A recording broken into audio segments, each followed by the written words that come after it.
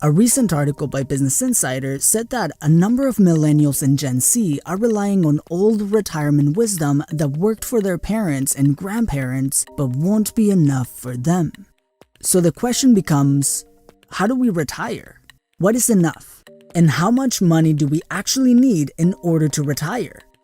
In the book Money Mastered the Game, where Tony Robbins interviewed 50 of the brightest minds in the world of finance, we might actually get a good answer. You see, there are 3 levels of retirement, or financial freedom. First is financial security. This is when you are able to cover all of your living expenses without ever having to work again. Think about how much money you need every month right now to cover your basic living expenses. You got it? This number is important because later in this video, we're going to calculate how to achieve this first level of freedom. But for the sake of this video, let's say that your basic living expenses cost you around $40,000 per year. Next is financial freedom. This is when your current lifestyle is fully paid for, not just living expenses. This includes any hobbies, vacations, or fun experiences that you normally have. For this video, let's say that this number is $65,000 per year. And lastly is complete financial freedom. This is about having your lifestyle fully paid for and then some. This will allow you not only to support your lifestyle, but continue growing your wealth, and as a result, your lifestyle. Let's say that this number is $90,000 per year. Now that we have these numbers, let's move on to how to achieve these financial goals.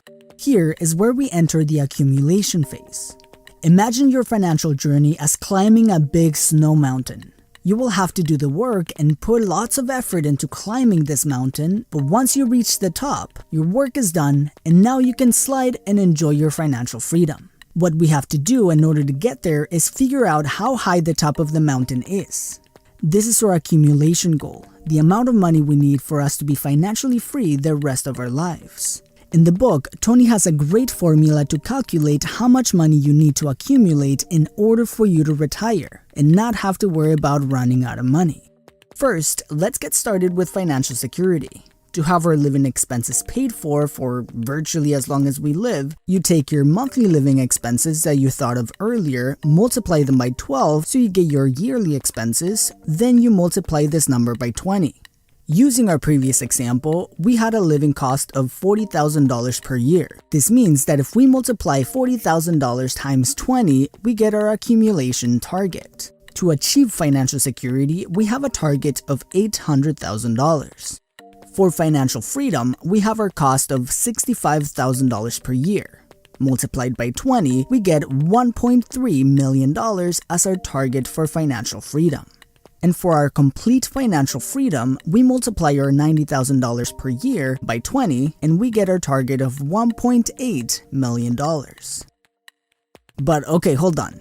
We probably want to be retired more than 20 years if we can, and we have to take into account inflation. This target number is only the first part of the equation. In the accumulation phase, we don't have to just use our money to get to our target. If we start investing, we don't have to save 20 years of life expenses, but instead, we can invest our way there. Once you reach your target, you have a choice to make. Continue working or go into the next phase.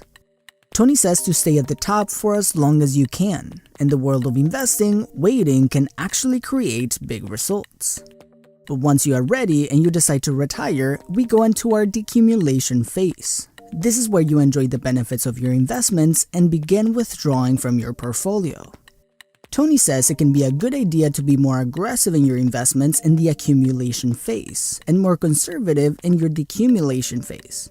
This can accelerate your way to wealth and create more stability on the way down. So, let's say that you reached your financial freedom goal and you've accumulated $1,300,000 in your portfolio. You decide to put your investments in a more conservative strategy, so you have a smaller but stable return of 7% yearly.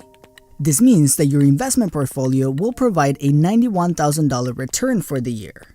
So you take your $65,000 to pay for your lifestyle, and the rest of the $26,000 stay in your portfolio to continue growing your wealth so your future returns can be adjusted for inflation. Notice that this strategy only uses the returns that your money produces and not the principal.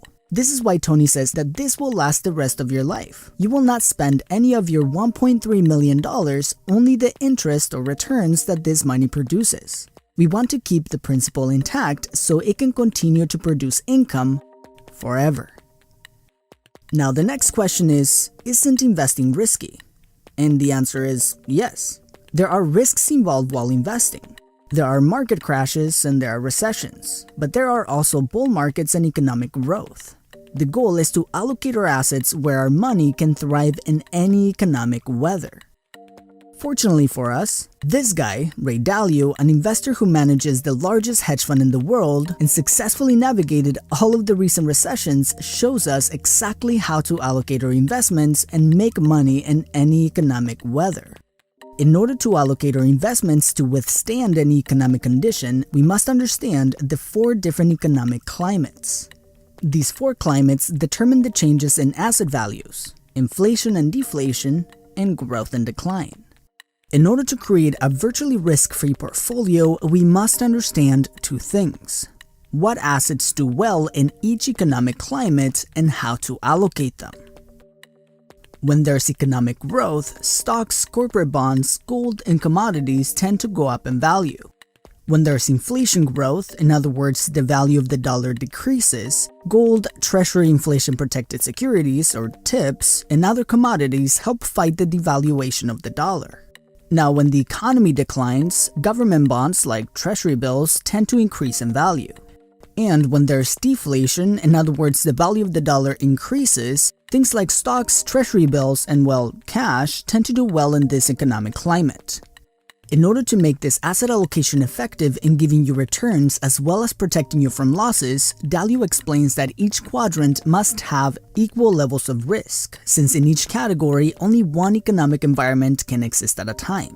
There cannot be growth and decline at the same time, or inflation and deflation. This means that by allocating the same level of risk to each category, we're not exposed to any particular environment. Now notice how I didn't say equal parts money in each category.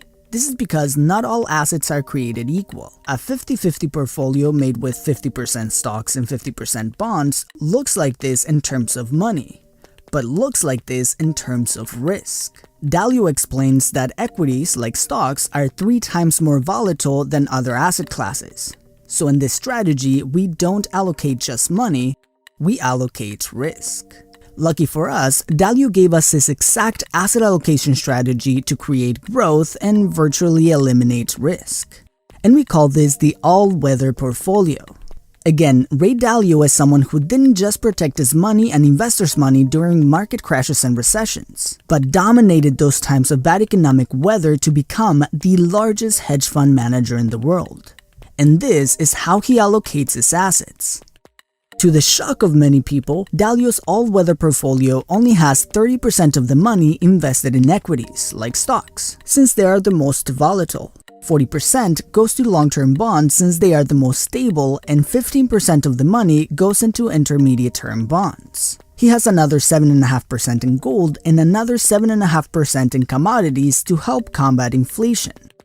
Backtesting the all-weather portfolio reveals that it does live up to its name.